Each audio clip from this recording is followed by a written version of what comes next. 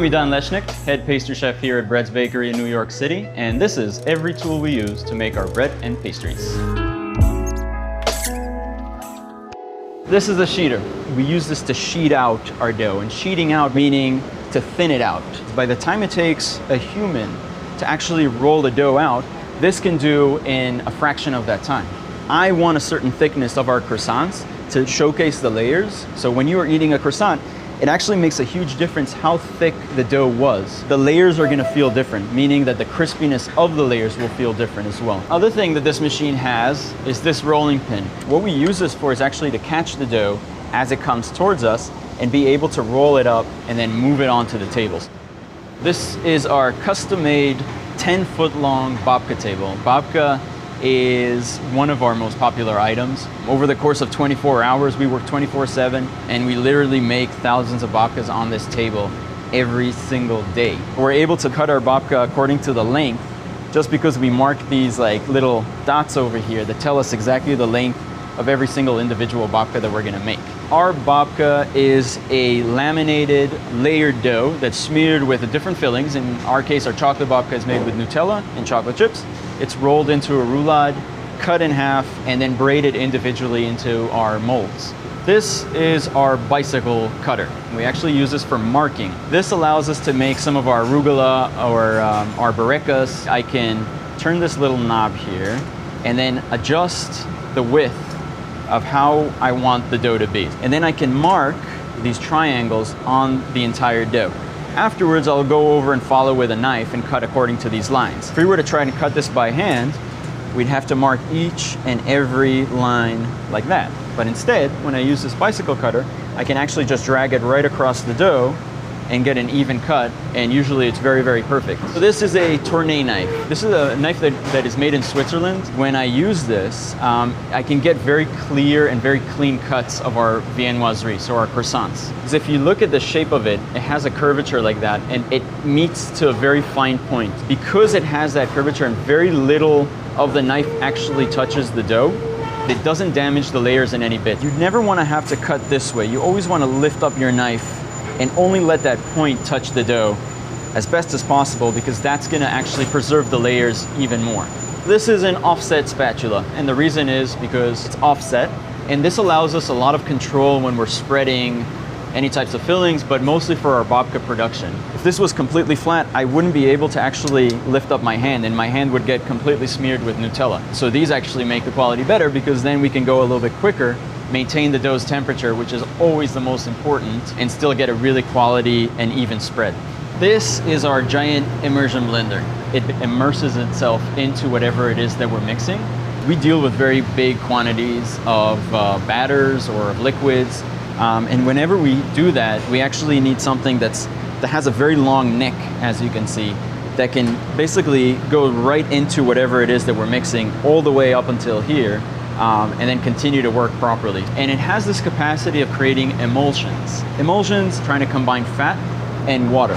Normally fat and water molecules, they don't combine. An immersion blender is something that actually gives us that ability to cut these molecules on a very small level and be able, with the help of some sort of emulsifier, to combine those two enemies. A lot of home versions of immersion blenders are closed off here because it traps a lot of air. Air is always our enemy whenever we're creating any type of emulsions. The ability to have that air flow through and kind of not being trapped in there is very important for the final texture. So the less air bubbles when we're creating an emulsion, the better, always. This is a food grade spray gun. This allows us to create and pulverize different textures, mostly for chocolate. Whenever we spray chocolate, a lot of times we're looking for a velvety effect. We're able to mix a mixture of cocoa butter and chocolate, and at a certain temperature, spray it onto a very cold surface. And as those tiny little droplets hit frozen surface, they set because of the cocoa butter in here, and I can choose exactly how much of that chocolate I want to put on there. This is our egg wash spray gun. Our egg wash that we use is a mixture of egg yolks and water. And what that does is basically creates a really nice, fine kind of shine and a nice burnished color, but at the same time preserving those layers and making sure that they're still crispy. So we'll pump this, create enough pressure in there, and then be able to press this button and to direct how much egg wash we're actually putting. And it saves a lot of time because traditionally egg washing used to be a brush action. You want the minimum amount of pressure onto them. So that's why this egg wash bottle is very gentle on the actual pastry. This is our pastry brush. We use this mostly for syruping our babka. Its bristles are very dense. When we're dunking this into the syrup and then brushing our babkas, it's important that every single bristle in there gets drenched in that syrup. And then that allows us to get a very even and thick coating of the syrup. So that creates a very good texture in terms of whatever it is that we're brushing onto. And this is our Bongard oven. This oven is a convection oven that allows us, first of all, to rotate the entire rack, creating a very even bake throughout. So a convection oven allows the air to flow throughout. A convection actually allows that air to circulate, and hot air to circulate, maintains its heat very, very well, and creates a very strong bake in the beginning. We can even set it to have programs so that it knows automatically to start at a certain temperature and then slowly go to a different temperature over a certain amount of time. We have an ability to open the vent. The vent is to release the steam that's being built up in this oven. This is steam. This is actually the opposite of what we're trying to do with the vent, is to inject more steam in there to create even more pressure and to delay the formation of a crust. This is the spiral mixer. There's a dough hook here that actually looks like a spiral. What the spiral actually does is it very, very gently mixes the dough and kneads it as if a hand was mixing it as well. What's nice about this also is that it has this grate over here right above, which basically allows us to throw stuff in as the mix goes. Normally what you'd have to do is stop the mix, throw in butter, but in this case we could just continue to go. This can hold up to 120 kilos of dough, which is quite heavy. And then throughout the day we usually mix close to a few tons of dough all in this mixer. I'm in the pastry department, but we also have a massive bread department led by Darwin Castillo, and he's gonna show you the rest. This is the rounder. This is used to make different types of rolls, like sweet rolls, challah rolls, and you can make 100 times more than what you could make by hand. This is the plate we use for the rounder. You take the plate, you place your dough on it, you put it inside, you press it down, cut it, and then round it.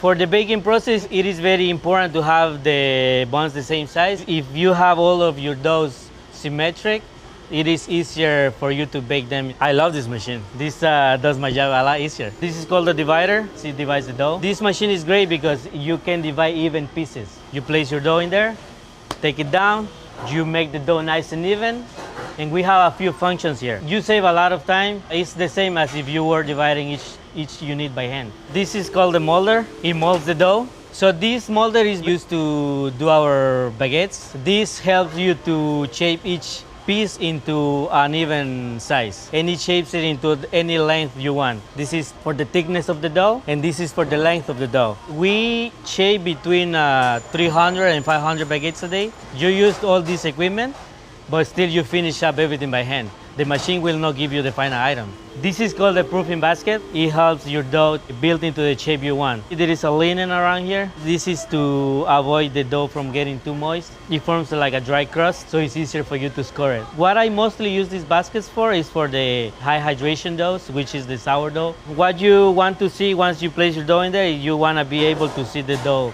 rising. This linen here helps activate all the yeast or sourdough, whatever you're using. This is the step before going into the proofer. This is called the proofer. It proofs the dough. Open this. These are croissants. We have pan au chocolate and we have regular croissants. We have some cinnamon rolls down there. The cool thing about it is that you can leave your items in there without worrying they will proof slowly or too fast. This is retiring overnight. The program normally goes on around midnight, so it goes from cool to proof, and there is like a run time. From 12 to 1 it goes from 36 degrees to 50 degrees. From 1 to 2 it goes from 50 degrees to 65 degrees. It will all depend on what temperature you want at the end of the program. Here we have the deck oven. We have 5 different floors. You can fit up to 50 loaves per deck. This is used to bake most of the bread department items. Depending on the type of bread you're baking, that's how you're gonna use your temperature. For baguettes, we use a very high temperature, so it will range from 500 degrees to 550 degrees. You can set the temperature for the stone and also the temperature for the top. The stone of this oven is very important. It heats up at a certain temperature that it gives a pump to the dough. So if you don't have that pump, the bread will not rise and open as nice. Most of the items get steam. Steam is very important for the doughs to rise. In order to get a nice color and volume, you need both stone and steam. Once your breads are at 80% baked, you will need to open your vent. The vent is to dry the doughs, so you get that nice crust. This is so heavy, it weighs tons of pounds. In order to have this in, we had to reinforce the floor, otherwise it couldn't hold it. This is called the loader. This is part of the deck oven. So the loader is used to fill the oven quicker than if you would do it with a board. So this is called the oven peel. As you can see, this is 3 times smaller than the loader. In order to fill an oven, you will have to use this 6 times to fill two decks. Once you have all the doughs in the belt, you put it in, these hangers here, then you can go with as much speed as you want. This is called the wood board. This is used for one item specifically, which is baguette. It holds the dough for you from the couche, from the tray. If you wouldn't have this tool, it would tend to degas, and you don't want to degas the dough before it goes into the oven. You need the board not to be the same size of the baguette, but a little bigger. So this is called the blade. The only part you use to score bread is the corner of it. You take it and you score. That cut there will allow the gas from the dough to escape, and that's how you get that rise too. And you score from tip to tip. Our baguettes are pretty peculiar, I would say, because personally I like my baguettes to be tapered, so you get that nice smokiness at the end. This is the fork mixer. What this does is basically kneads the dough. We have the fork here. It slowly starts rotating little by little, then picks up the dough. This is basically used for baguette dough and French sourdough, since it needs to be mixed at slow motion. The reason of the shape of the fork is to prevent from ripping the dough. We mix between 500 and 800 loaves every day. Once you start developing the gluten, it goes to second speed. Then it goes a little faster, and that's you can see when the dough is ready. So at home, you don't need all this fancy equipment. But here at Bread's Bakery, we make thousands of items every single day. And all these tools allow us to fulfill our passion.